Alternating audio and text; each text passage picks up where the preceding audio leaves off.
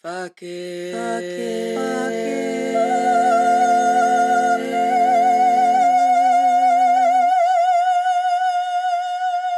it. Hey, mama. If you are a mom and are tired of the wash, rinse, repeat burnout cycle of motherhood, this podcast is for you. If you feel lonely and isolated in your motherhood journey, this podcast is for you. If you feel like you have completely lost your identity since your babies were born, this podcast is for you. If you feel like every other mom has it together except for you, this podcast is for you. My name is Amanda, and I'm a life coach dedicated to teaching every mom the tools she needs to liberate herself off the back burner. I am living proof that a woman can be present and loving to her kids while also being a whole-ass person outside of being that kid's mom. The secret? Learning when to say fuck it. Hey guys, welcome to another episode of Fuck It Mothering. Thank you so much for being here with me. I love this space so much. And I know I'm constantly talking about how much I love my podcast, but I seriously love my podcast. And I appreciate you spending your time with me here every single week because our time is fucking precious. And I get that. I am in the second week of school with my kids, but they're with their dad this week. So I don't have to wake up at 6:30 in the morning, except my dog woke me up at 5:50 in the morning. He has some stomach thing going on. He had shit on the carpet again, and he was waking me up to pee outside. And I'm like, dude, why didn't you wake me up to poop outside? I'm getting a little tired of the shit on the carpet. Not a little tired, a lot tired. Thank God for carpet cleaners. I don't know what I would do without my carpet cleaner. I'm so grateful that I just can get the machine out and quickly sanitize the area. If I didn't have a carpet cleaner, oh my God, I don't know. If you don't have a carpet cleaner, get a carpet cleaner. Just do whatever you have to do to get a carpet cleaner. If you have kids and pets, get a carpet cleaner. It comes in so handy so often because kids and pets are disgusting. I finished the Umbrella Academy with my eldest daughter, Aowen, last week. I'm not okay. At all. I won't spoil anything in case any of you haven't watched it yet and you're fans. I'm not okay. I'm not okay with that ending at all. It sucks. I want to rewrite. I want to redo. We were both just what just happened? I don't like it. If you've watched it, can you DM me so that we can talk about it? Because I'm not okay at all. This is a shitty ending to a really, really great show. And now it's over. And I'm just left with that shitty ending. Not a fan. Still rewatching The Marvelous Mrs. Maisel, which never disappoints. I love that show so much. Do you guys rewatch those? I feel like a lot of people just end up rewatching shows. And I was thinking about it because I know there are so many other shows that I new shows that I could experience brand new. But the thing is that my time is so precious and limited that I kind of just want to spend it on what I know that I like. And I think this is how I know that I'm getting old. I'm pretty sure this is what old people do. They just stick to what they know because they're tired and they don't have the energy for new things. I think my 90-year-old grandma, my inner 90-year-old is showing right now. God damn it. I just hit my fucking desk again. If you're just listening to this, you probably didn't see it, you weren't affected at all. But if you're watching the video, I'm so sorry. I keep doing that. I'm trying to hold my hands still when I talk instead of using them all the time. And it's not going well for me at all. I keep banging into my fucking desk, which has been really great for when I'm on other people's podcasts. It's different when it's your own, I set the tone. It's my fucking podcast. There's a laundry basket behind me. I'm not moving it. It's my podcast. I keep it real here. I banged into my desk. I'm just going to call myself out immediately. When you're on someone else's podcast, it's a little bit embarrassing, just a tad embarrassing. So I'm trying something new with my business. I'm offering you guys something new, and I'm super excited about it because it's the coaching package for the busy mom. It's 100% accessible. And it's a bite-sized like piece of coaching. So if you've always wanted to try coaching, but you're worried about the time commitment and like really being able to like set that time aside every single week to like meet with your coach every week for an hour and having the time to really like commit to it, it's the perfect little like baby step into the coaching pool. I decided to focus it on a specific subject because I don't know, I just chose to do it. But it's the topic is how to stop snapping at your kids, because we all end up in this cycle of stress where the stress like builds up inside of us. And then we end up snapping or yelling at our kids like on a pretty regular basis. And then we feel like shit because that's not actually the kind of mom that we want to be or the kind of mom that we feel that we are. But we keep finding ourselves in that cycle anyways. And when I was doing this work on myself, I realized that my issue was that I was just focusing on de-stressing in general, just a generalized blanket view of stress in my life. But the kind of stress that causes us to snap at our kids, it's a very specific type of stress. Actually, it's 4 specific types of stress. It's overwhelm, overstimulation, burnout, and feeling disrespected. And so when I realized that and I started focusing on those like specific types of stress, it helped me identify the thoughts that were causing me the stress and causing me to snap at my kids. And then I actually was able to start making changes. I still snap at my kids from time to time because I'm human, but I have a lot more compassion for myself because I fucking understand where it's coming from. I don't feel like a crazy person who's like out of control of her own emotions and her own stress and just like having this happen to me where it's like, why do I keep doing this? I don't want to be an angry mom. And yet here I am fucking yelling at my kids again. I understand where it's coming from. I understand the thoughts that are behind it. And I know how to work my way out of those thoughts so that it does not happen as frequently, so that I can just keep myself de-stressed and calm on a more regular basis. I can tell my kids, guys, you're all coming at me all at once. It's making me feel overwhelmed. I need to talk to you guys one at a time. So you are going to have to wait your turn because she started talking first. I'm able to do that instead of just like flying off the handle and being like, ah!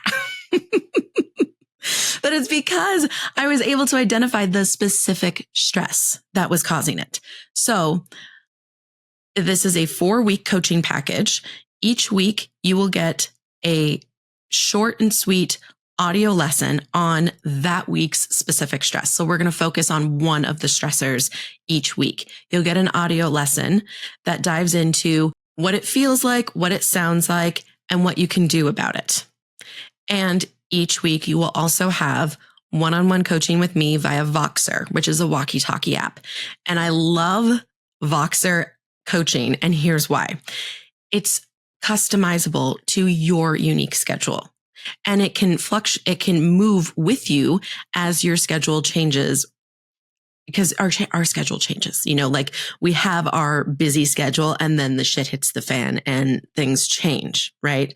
So with a Voxer coaching, you can hop in there and send me a voice note whenever things are coming up for you and whenever you find little pockets of time during your day, instead of trying to find the 1 hour a week that you can consistently show up for like a Zoom coaching call, because that format just simply does not work for the mass majority of moms. So I'm super excited to offer you this new way of coaching because it's perfect for the busy mom.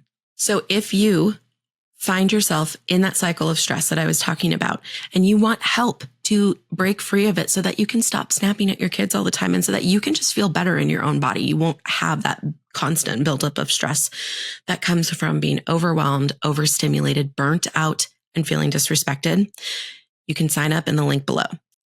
This week on the podcast, I'm joined by another guest. Her name is Victoria, and she is such a badass. She's been a CEO of a company and an entrepreneur since she was in her very early 20s.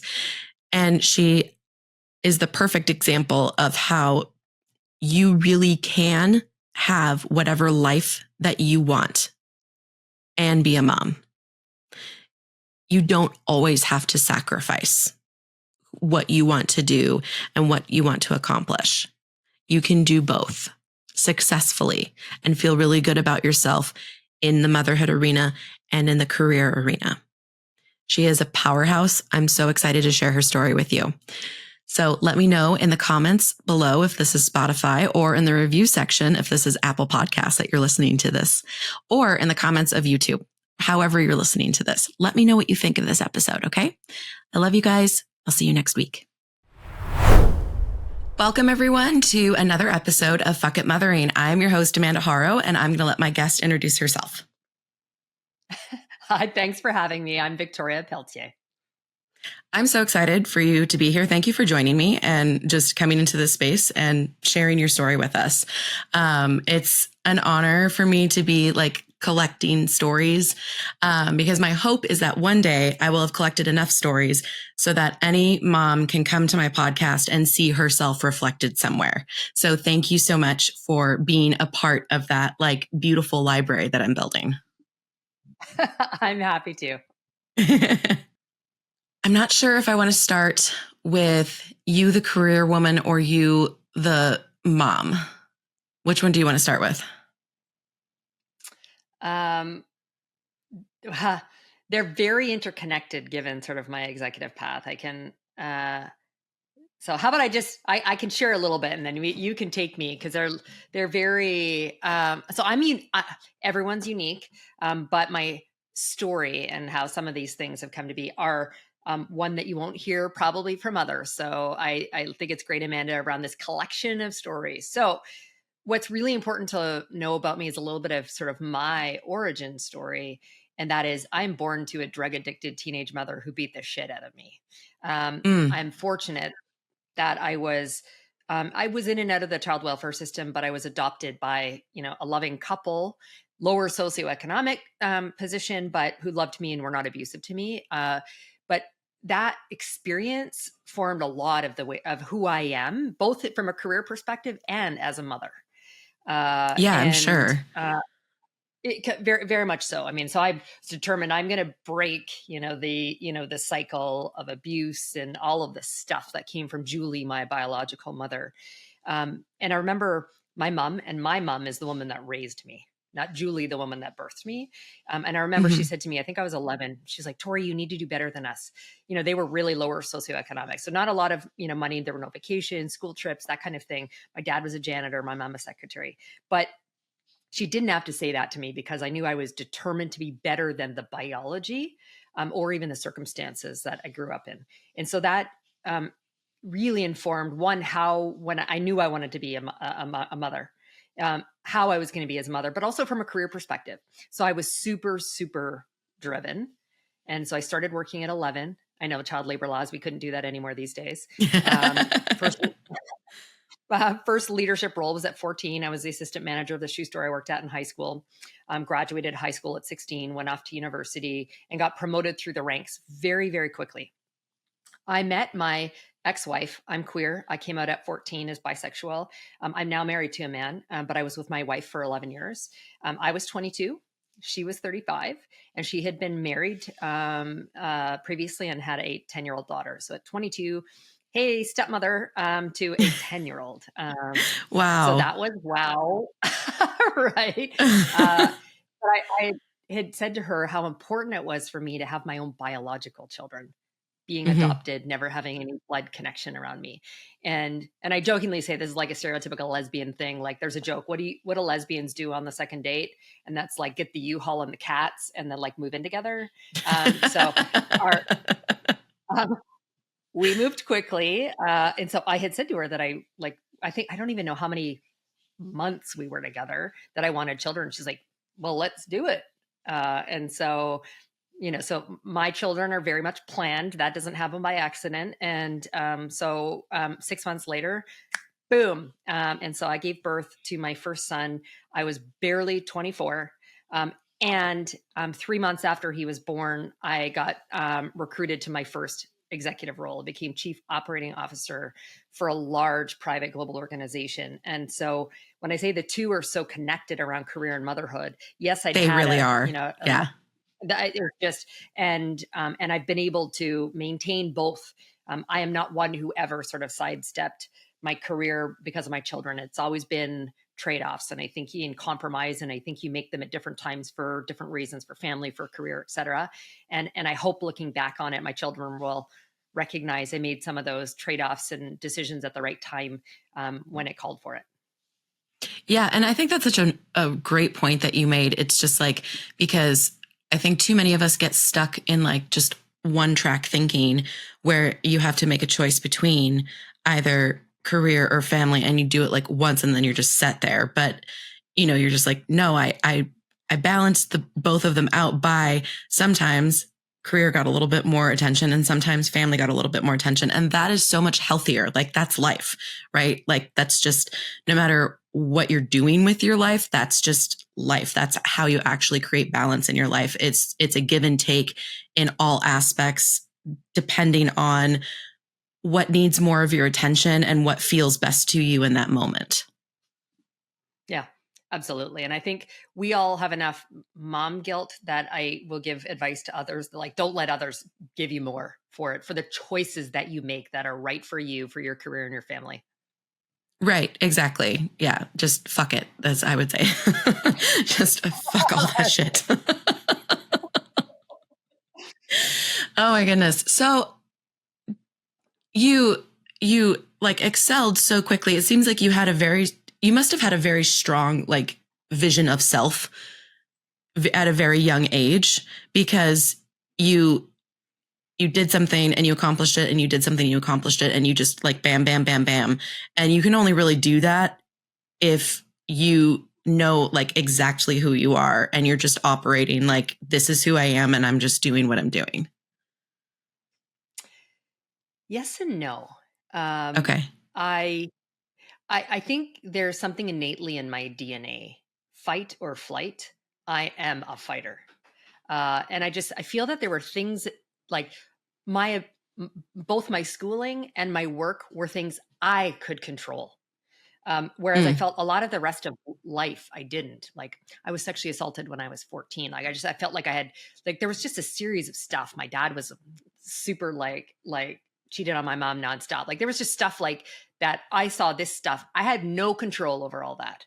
Yeah. What I did have control over is how I performed, what I was educated, the skills I learned to be better at performing, and hard work. And I actually was very insecure about who I was. Excuse me. It took me probably until my like 30s to say that I loved me. Interesting. I believed that I had skills, no doubt about it, and I'd gained this great experience. But certainly on the personal side, maybe professionally, I always had a little bit more, love for myself or belief in myself, but it took a lot to bring the two together, where I just holistically now have that. But the one thing, and I'm not a fan of fake it till you make it, except when it comes to confidence. And so part of the reason I think I was so successful is, now I'm 5'8", but I hit this height by the time I was like 10 or 11. My parents didn't know how tall I was going to be. I have this like big person complex because I was taller than everyone, including my teachers. And so that gave me some confidence, but it maintained. And so then I knew how to show up a certain way. And in life, rightfully or wrongfully so, confidence is often perceived as competence. And so when I didn't have that great, belief in myself, I showed up with confidence that made everyone else believe that I did. And so that also helped give me a foothold to move forward. That's interesting. So do you feel like, looking back at younger you, do you feel like you were sometimes like almost kind of hustling for like, did you ever catch yourself hustling for your worth? My definition of success early on is very different than it was now. And so hustling is a good way to put it. I again started working early, but I did that in part because there wasn't a lot of money. So anything extra I wanted, I had to earn it. And so for me, my definition of success came with material wealth, and the ability to achieve material wealth often came with, more senior roles, which came with more money. And so for me, what I didn't also say is, in addition to the fight or flight in my DNA, I'm highly competitive. And so I was, I signed my social media posts with unstoppable and no excuses. And I live by that. So when I do set my mind, on a goal or objective, I will achieve it. And so I set those early on. And so I hustled. I bought my first company at age 20. Wow. While I was working, it was, I wasn't going to leave my day job, my banking job at the time, like to do that. But, I've done that. I've always had, multiple jobs, even when I was in school, to the point that even in my corporate executive world, I still have the side hustle that's as a professional public speaker, and I do a little bit of coaching. And so that hustle is, again, in me. Now, my definition of success evolved greatly when my ex-wife passed away from her second bout of cancer. The first was when I was pregnant with our second. Just my view on, health is your wealth certainly came to the forefront. And understanding the dynamics of like family and the chosen family. And those are, the friends that I choose to bring into that circle. And then also, even from our career perspective, when I die, I don't want people talking about all the mergers or acquisitions and how much revenue and profitability I've driven. I want them to talk about who I was as a human and what I did to raise two really good humans, what I did to leave the world a better place when I came into it. So again, my definition of success and hustle, comes again from sort of earlier beginnings and the competitiveness that I have, but it's evolved as I've grown and matured, and I look at success a little bit differently now. Yeah, of course. Did you ever burn out? Because it sounds like I think like you're talking about all these things that you did all at the same time, and my brain is just like, I'm tired thinking about doing all that at once. I have an insane capacity, and so I think like I lived on for many, many years, like 4 hours of sleep, 4 or 5 maybe, and that because I would go to bed. I tried to go to bed early-ish, but fitness is another part of my life that I believe has always, been really important to me. So I get up really early to go to the gym. And then I work. When the kids were younger, I would, try and leave the office at a decent hour to be home for dinner and then work online later. But I will acknowledge that I have had help, and I've made those choices to do both, motherhood, being a partner and having a career. And both my ex-wife and my husband now have been incredible partners in supporting me. They have borne more of the household responsibilities than I have. And I had a nanny when the kids were younger, so they helped my ex-wife, who did also work, but helped her. My stepdaughter was also like an incredible support at home. We had a built-in babysitter for a long time, right? And then I'm of the belief now, and that I still have help. Like, so I have cleaners. Like, I don't do things that don't bring me personal or professional joy or value. I say no, I delegate, or I outsource. And so when I met my husband, I had like cleaners who were still kind of helping with the kids a little bit. And because my ex-wife died, and we were divorced, but and then I met my husband probably, many months after that. I was single, and when he moved in with us, he was like, oh my gosh, he's like, the cleaners like do your laundry. He's like, I don't know if I want anyone doing like touching my underwear. And I was like, well, babe, let's be clear. Like, doing laundry is highly valuable for us. But it doesn't bring me any joy. I said, so you can get comfortable with the cleaners also doing our laundry, or you can do our laundry. And so we're together 10 and a half years, and he still does our laundry. But that's his choice. Exactly. You gave him an option. You're like, I am already paying for this. I'm willing to continue to pay for this. This is on you. That's right. Yeah, no, I cannot wait. I cannot wait to outsource laundry. I'm so done with laundry. That is number one thing, like household. I'm ready to outsource all of it.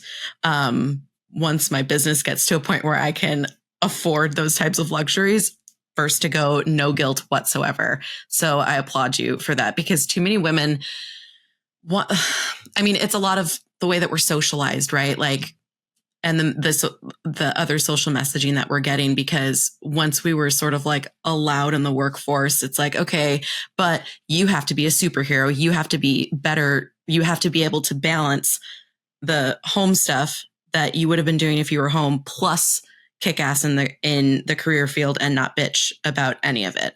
And so many women are still like operating under that like horrible social messaging. And they feel like total failures if they can't balance like a full-time career plus a full-time like motherhood plus all of the chores, like the house management. There's a reason why old school, like old money, old English, like households who had money, they had whole teams to manage just the household stuff, because it's a lot of fucking work. It is. It is. Yeah. So I would really love if. Oh, go on. Well, no, I was going to say, so I've talked to and like coached many, whether it's women working for me or just I do a lot of mentorship. And like, I do think you can have both. You said something early on at the start of the interview about it being life. That's how I like to think about it. Don't ask me how I balance. It's all life. I find a way to integrate. And so I'll tell women, like, find a partner who's going to take, equal responsibility. And if it's a dual career household, like then get the help that you need. And I do believe it can, like, there are ways financially to make it happen. And now, again, there's some trade-offs. Like I think of the nanny that I had for my children was a live-in nanny. Now we had a home that could accommodate someone who lived in, but that was cheaper than if I sent my children to daycare. Right. And she cooked, cleaned, and did the laundry. Yes. So like, I think sometimes we need to open our mind to some different like possibilities, and this notion of like bartering and trading, and just like kind of in the career world, this whole fractional, world that exists now, to just come in and do things on a part-time, and the ability to like, particularly if you're an entrepreneur, how can you share that amongst others? I think there's ways to do it. We just need to be creative and get outside of the box, to your point around the way we were raised or we see it depicted, out in the media. Yes. Yeah, exactly. And getting over like just the guilt from, believing that the expectation is that we should be able to do it all. And then, oh, but I can't. And I feel guilty about it. Like so many people stay stuck in circumstances that are not serving them just because they can't get over the guilt that they're feeling. Yeah. And we'll have, I live with no regrets. But there's moments where I look back, like I left my ex-wife after 11 years. Our children were 5 and 9, and I felt I was being selfish. Our relationship wasn't horrible. She was my best friend, but that was it. It was kind of like being partnered with a sister, right? Like it just, at some point, I wanted something more, something different, a different kind of fulfillment. And then we found out a few months after we separated, her cancer had come back. So, I mean, I had guilt. I did. And then she passed away a couple of years later from it. And I've had these moments where like, well, what if I'd stayed? Like no one would have felt the pain of divorce, because that was pretty awful. Right. And so I look back on those, but then I hope that there's a lesson my children learned in that. They now see me with my husband. And although I was separated for several years, and they even saw me doing some dating in between, but like they see the kind of relationship I have with him now, that I would hope that if they choose to be partnered, they'll find someone like that. And so there's there's some, lessons in that too. We talked about the trade-offs. When my ex-wife died, the kids were 9 and 13, and I was in a role I loved, but I was traveling probably 80% of the time. So I had to make a decision. And so this was a critical moment to go, my children and my family are first. So I left that job to go to one that was not nearly as fulfilling, but I only traveled maybe 10% of the time. So I think we need to get comfortable with I mean, we'll have some guilt for some things. Like I said, I don't want to live with regrets. I always try and look at the lessons that come out of it. And I hope that at the end of it, my children will, have learned a lot, both in terms of how I am as a member of the family and as their mother, but also even seeing me from a career perspective, and what possibilities are open, potentially to them if they want them. Yes, 100%. And I think it's I think it's the best thing for our kids to see their moms live their lives to the fullest possible. I think that's the best thing that we can ever do for our kids. We're not always going to make the right call, and we won't even know if it was the right call or the wrong call until maybe never. I don't know. I don't know what's on the other side. None of us do, maybe we'll never know. But, to your point, none of us really want to live with regrets. And if I do live with a regret, I always go back to this Lucille Ball quote: I'd rather regret the things that I've done than regret the things that I didn't do. I would much rather regret something that I did, and then, hindsight being 2020, looking back and being like, oh, I don't know if that was necessarily the right action, than have regretted an entire life where I did nothing. I was too scared to advocate for myself. I was too scared to take the leap. I was too scared to be like, you know what? I'm not happy here. And I think I could be happy if I wasn't here. So I'm going to leave. Yeah. Yeah. I mean, I think we, far too often we put others ahead of ourselves consistently. Again, there are times when we need to do that. But I think, so many, particularly when it comes to career, they're like, well, I'm just going to put this here until the kids are, well, there's always something. They need you in very different ways. I mean, mine are now 24 and 20. It makes me feel really old. But they still need me in different ways, financially, sure. But just, the level of engagement, and how they needed me as teenagers. So I think if we keep thinking, okay, well, just for another year or just till they reach this milestone, then, they reach adulthood, maybe, or maybe you've done it sooner and you've just lost 10 years or 15 years from a career perspective. Yeah. That you can't get back. Particularly if you've got aspirations to get to a certain place. And so yes, that's exactly. where I think, you can have a parallel path. Right.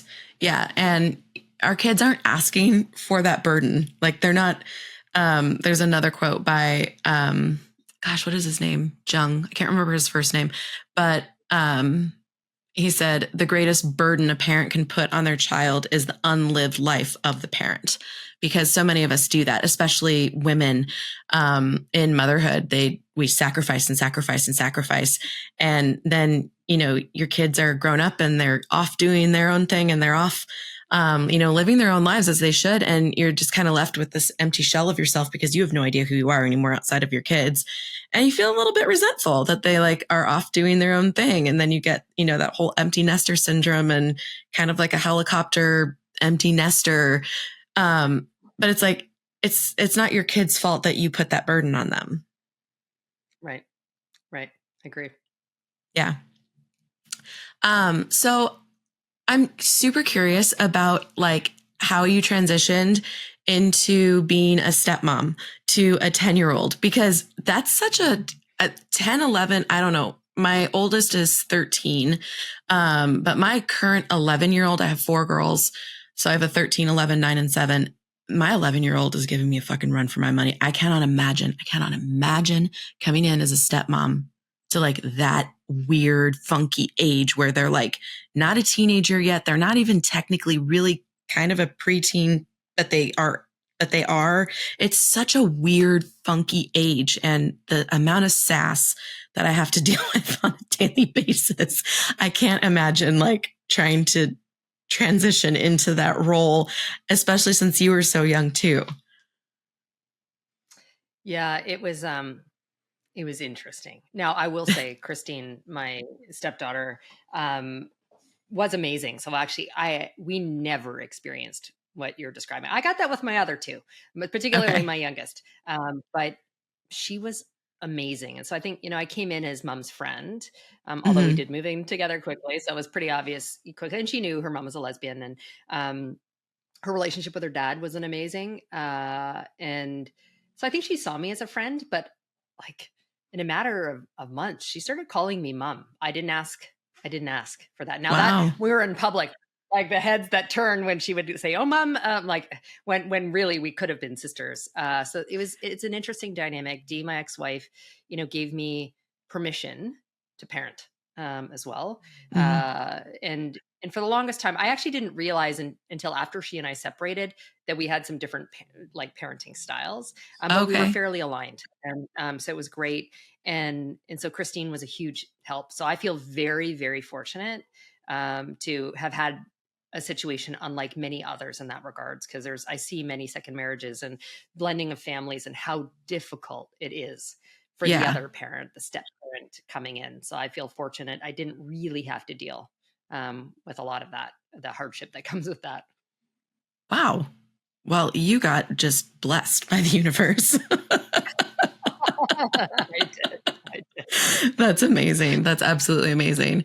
And was she excited to become a big sister when you started having your biological children?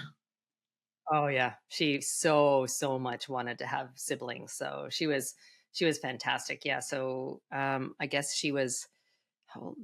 10, like yeah, I guess she was 12 then when I had my first. Yeah. And so just coming into babysitting age as well, although actually it took me a lot to like even leave my son with my mother-in-law. Like I had the first couple of like months where I'm like, oh, like I can't leave him with anyone, but she was really great. And then when I had my second, so my second was born a girl. She is now transitioned to male, so I now say I have two sons, but I did have one of each. And so she loved having, in particular, a little sister who she Right. got to do her hair and all those kinds of things. So they had, those years together as well. Yeah. Yeah. That's awesome. And how was your transition into motherhood? Because even though you like knew that you wanted to be a mom, sometimes like some women have a very like difficult transition into it, even if it's like the thing they wanted most.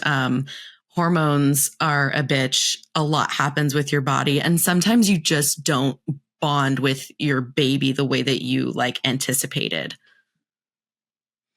I didn't know what to expect. I didn't. And so I'm originally from Canada, and I gave birth to both my children while I was in Canada. And so the maternity leave is way better there than it is here in the US. I've heard. And when I had when I had my first son, it was 6 months maternity leave. 3 months after I gave birth, they changed it to a year. So I know here we get 6 weeks, right? And so I didn't know what I wanted or needed. And again, I was fairly new into that, like being an executive as well. So I started in that executive role after coming back from mat leave, but I only took 3 months. I thought I was going to take the first full 6 months because I didn't know. Now I'm very fortunate in that both my children that I birthed were amazing babies. So like he slept through the night within 5 or 6 weeks. Like we were super bonded. It was great. So Wow. I made a decision to go back to work, early on. In fact, I went back after a couple weeks for a meeting, and then, Dee brought him so I could breastfeed like in the bathroom, like, in between meetings. And so it was great. And again, I had help with both my mother-in-law, my stepdaughter, my wife was a big support. Like I said, we later got, a nanny. Not until my second one was born did we get the nanny. But I was really lucky. Like I bonded with them, and I had so much support like around me. But the interesting thing is now that my children are older, I look at them and one, I think they feel a tremendous amount of pressure given my achievement professionally. And I do a lot of work in the media. And so I feel like that I don't put the burden or pressure on them, but I think they feel it themselves.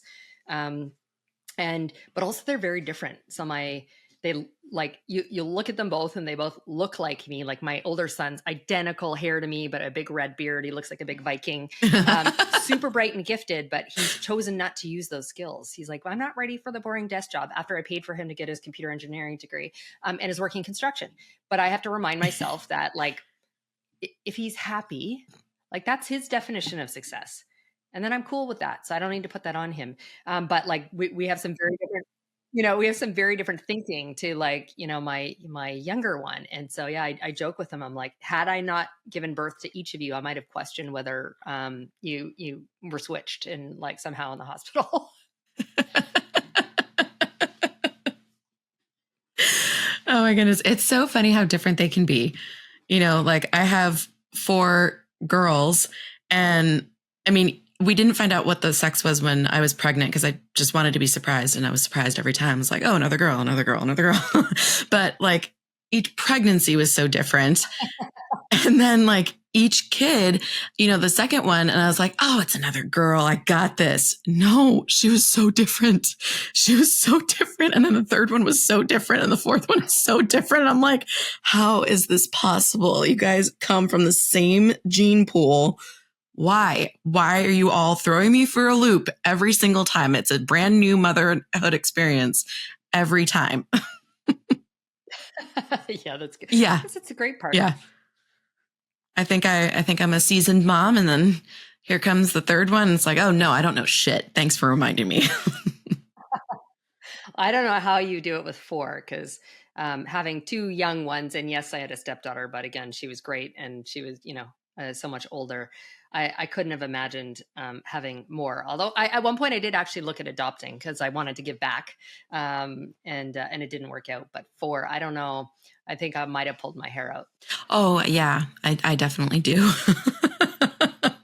It's a lot. It's a lot of a lot.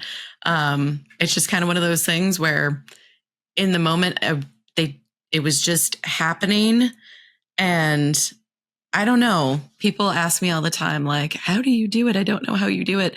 And my honest answer is just like, I just try not to think about it too much, because if I think about it too much, I cry. Just like, like our capacity just increases as it needs to. If I sit and like overthink and actually think about all that's on my plate, then it starts to get really overwhelming. So I just don't overthink it. I just don't think about it too much. I just get up every day, just do the things that need to be done. Yeah, that's great. I know a lot of women have experienced a lot of like disparities in the workplace once they become moms, just between like comments that are made about, her having mom brain, or just comments about like if there's a period of time where she needs a little bit extra time because there's something going on at home or something happening with the kids. And I was just wondering if you ever experienced anything along those lines, and if you did, how you handled it. I went back to work quite early. So as I said, with my first son, I went back after 3 months, although I was in meetings a couple of weeks after I gave birth. I went back within a couple of weeks of giving birth to my second one. And again, my choice to do so. And interestingly, what I got, and so it's kind of this reverse sort of discrimination, the amount of people who I feel tried to make me feel guilty for those choices. Now, again, I get it. I gave birth. There's like physical pieces. So there's different from those who haven't birthed a child, whether it's a same-sex couple or a husband, or the father who comes in. But like the same questions aren't asked of let's just say men in this regard. Right.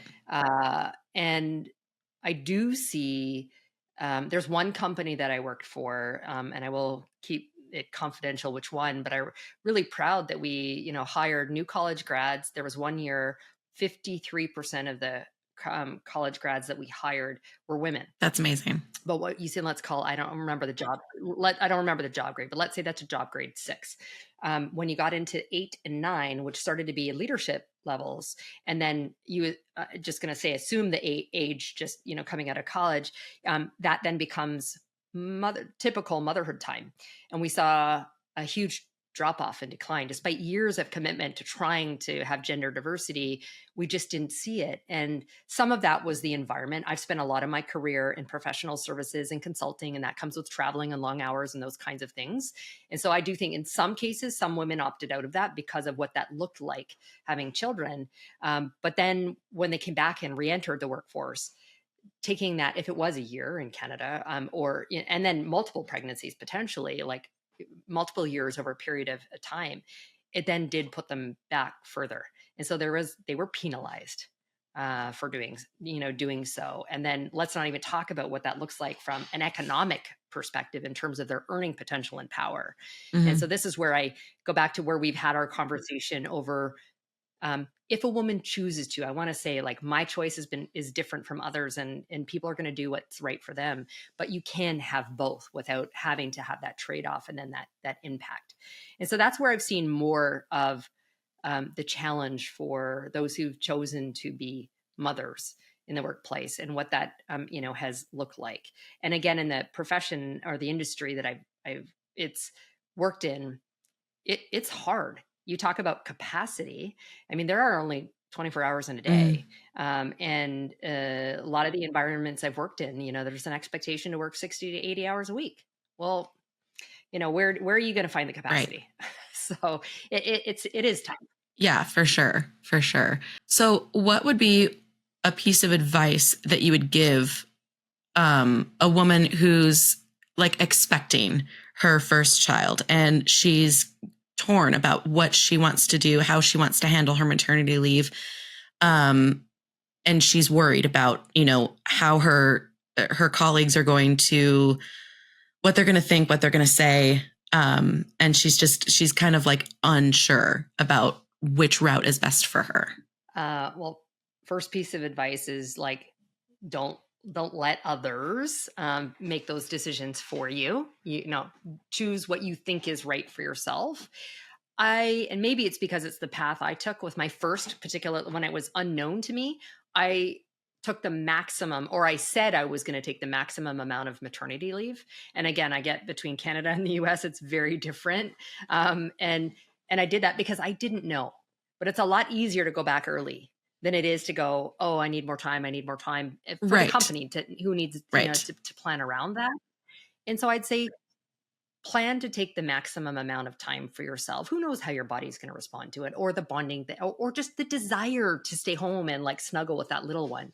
Like do that. But then, as you sort of get into this cadence and things start to be a little bit more natural now as a mom, you'll figure out what you want and what works for you. And like I said, I went back to work with my second one I worked the same night I gave birth. Now she was asleep. Everyone was sleeping in the household, and I was released the same day from the hospital. And that was my choice, right? Like, but we were in the middle of a big implementation, and I said, do what feels right for you. Right. And like, I'm very anchored to having like goals for myself. As I said, I say I'm unstoppable and there's no excuses. And so for me, I always had the career goal. Like, so did I think I was taking a pause for a couple of months while, on mat leave? Yeah. But the goal never changed. Mm-hmm. And so I would just tell, your listeners to do what's right for you, figure out what the goals and objective you have and the different, facets of your life, both professionally as well as, personally, as a mom, as a partner, all those other things. And then, go for it, and don't let others make you feel guilty for those choices. Right.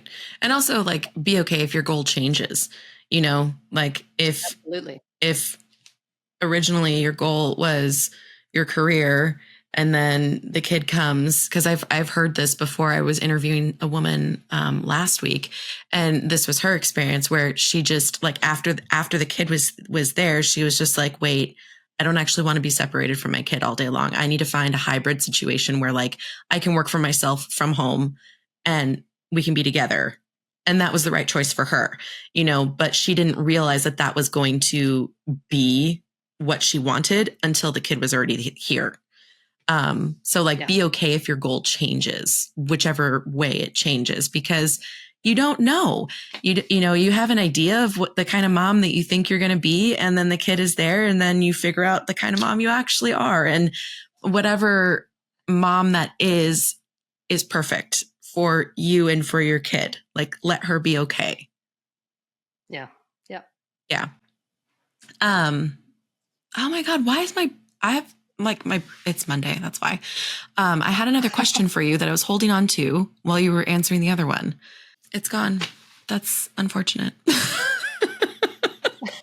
I'm sorry. Normally I can like hold it, but I'm tired from the the 4th of July weekend festivities. Ah, shit. It was a good one too. Oh, well, that's fine. Was there any time where you, oh God, I remember, it's here again. So was there a time when because I've done, all of us have our shit, right? We all have whatever kind of shit you have from your childhood and from your young adult life. Like, you don't get through life without having a bag of shit. And at some point, like, you're forced to reckon with your bag of shit if you haven't already reckoned with it already. One of my favorite comics, Taylor Tomlinson, she put it, she has such a great way of just like describing life and mental health issues, but she has a bit where she's just like, yeah, I was a young adult and I was just like, I'm fine. I don't like, none of that stuff is affecting me anymore. And then one day I stub my toe and I'm sobbing on the side of the road. And it's like, oh, this is about something else. I think I bottled all of my shit in that toe and now it's everywhere. So having come from an abusive, drug addicted teenage mom, and then, having the opportunity to be adopted by a wonderful family, but you still had some shit from like your biological mom. Like, was there a point when you became a mom when that shit came back up, like rearing its ugly head? Or had you truly like gotten yourself through like that healing journey before you became a mom?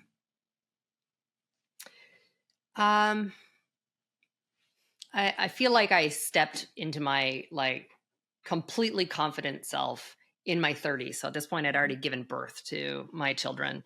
But the part that I knew very clearly before I had children was that I wasn't going to repeat any of those cycles. So in fact, I didn't even start drinking alcohol until like I was later. Like I was just, and I've never done drugs, right? And that's just my, like, I want to be nothing like Julie and where she came from. And so like I've tried to impart that upon my children. It's way more, well, they smoke pot, but whatever. But even those kind of things, like, so I find myself probably a little bit more over indexing on a couple of those things just because I know what it can do. But then on the other, and I've never been a helicopter parent. And this is where actually I realized when I said my wife and I, like, I realized after we separated, a little bit of different parenting styles. I learned she was way more of a helicopter parent. I want my children to fall down and make mistakes and learn from them. But I've always wanted to give them the things I never had. But then I've tried to balance that with, like, I don't want them to be entitled because they grew up with a nanny and big house and they got to go on vacations and those kinds of things. And so I've tried to give them everything I didn't, but try and teach them at the same time the value of hard work and a dollar. And maybe some of that's just generational, the challenges that come with that. They say that this is going to be the first generation of children that will not do as well as their parents. Interesting. And so like I said, I've tried to give them all those things, but at the same time, I recognize that I got where I am because I worked hard. So that's just been a struggle for me. The thing that I was always conscious of is making sure that they felt safe. For me, I mean, abuse is one thing, but ultimately I was rejected. The last thing Julie said before I left that home was, come and get her before I kill her. And so for me, I didn't love myself because I just, when your mother rejects you, like, so I harbored a lot of that I needed to continue to work through. But instead I always wanted to, I'm a super affectionate person. And like, and my mom raised me with this too. I never left the house or a phone call without saying, I love you. I'd want that to be the last words. That might make me cry, that they hear. And so like that amount of like physical love and hearing it is something, because I didn't, I mean, my mom, the woman that raised me. Yeah. So that's something that comes, with, and even though, my younger one has some challenges, some mental health challenges, and it's really been rough. And I say, like, Jordan, I don't always like what you do, and the choices you are making, but I will always love you. Yes. And so that's something that, like, that is really born out of like my youth and experience and wanting to make them feel safe and loved. Yes. Yes. That's so beautiful. That's so beautiful because it's true. You don't always have to like what the choices that they're making. But it doesn't mean that we don't always love them. Those are two very separate things. And I love that you've taught your children that distinction. Yes. Yeah. That's really beautiful. So you said you do coaching. What kind of coaching do you do? I do both personal brand coaching and executive or career coaching. Now that's my side hustle. Normally you need to be referred in to me to do it because normally I have a C-suite job that keeps me busy. So I never have more than a couple clients at a time. Mm-hmm. I've been in career transition the last year. So I've done a lot more of that. So I wrote a book on personal branding. LinkedIn had ranked me as IBM's #1 social seller worldwide. And they had had me create the training for other executives. And then I just continued to do that on an ongoing basis. So yes, personal branding and career and leadership coaching. That's awesome. And what draws you to helping people with their personal brand? So many get it wrong. And actually, I attribute a lot of my career success to the fact that I have built a very strong personal brand. I started 20 something years ago when I left banking to go into that first executive role. It was business to business and trying to find a way. And I was leading at that point then sales and commercial teams and trying to figure out how do we differentiate ourselves. So I didn't have the vernacular 25 years ago when I started doing it. But quickly realized that's what I was doing. And it's been a really big part of my career success and my team's success. But yes, I was seeing that people were doing it poorly, where they were only focusing on one small slice of what I believe are the multi-foundational pieces of a strong personal brand. Right. Yeah. Well, it's really beautiful that you're like giving back to people in that way because you're so fucking busy and you already have so much success. Like you don't need to be doing that. So it leads me to believe like it has to be sort of like a passion project that just means something to you. It is. When I said I look at success very differently, I want to be known for like being a giving person and helping others. And if I can share the mistakes and lessons I've learned to help others from not making those, or help them achieve success by some of the things I have learned that have helped me, it is incredibly rewarding. Yeah. Beautiful. Well, thank you so much for joining us. I absolutely love this conversation. Where can people find you if they want to connect more? I have a website, which is Victoria-Pelletier.com. I'm sure you'll have show notes, so they don't need to figure out how to spell that. Yes, I will. And from there, they can click the links to connect with me on the other platforms as well, if they'd like. Beautiful. Beautiful. And then I like to end each guest episode with a round of lightning questions. So are you ready? I'm ready. Okay. What did you want to be when you grew up? Like before you started working? Oh, no, a lawyer. My mom had me watch LA Law with her, and I was determined I was going to be a lawyer. That's what I was taking for my undergrad. And then I fell into the world of business and loved it and never went to law school. Wow. Interesting. Okay. What's your favorite kid-free dinner? So I know all your kids are like older, but what is your favorite dinner? I don't get to have it often now because my husband hates fish, but sushi. Okay. I love sushi. So I need to do that when he's not around or with girlfriends. Right. Yes. What is your favorite book? Oh, that's hard because I'm like an avid reader. Well, my favorite, like kind of get lost in yourself. Most of the books I read are like business or career related ones now. And by the way, I listen to most of them versus reading anymore. Right. But I do love Patricia Cornwell. That's my she writes a crime series where she's like the medical examiner and she's a lawyer and all this stuff. So she's one of my favorite authors. She's got such a prolific catalog of books she's written. Awesome.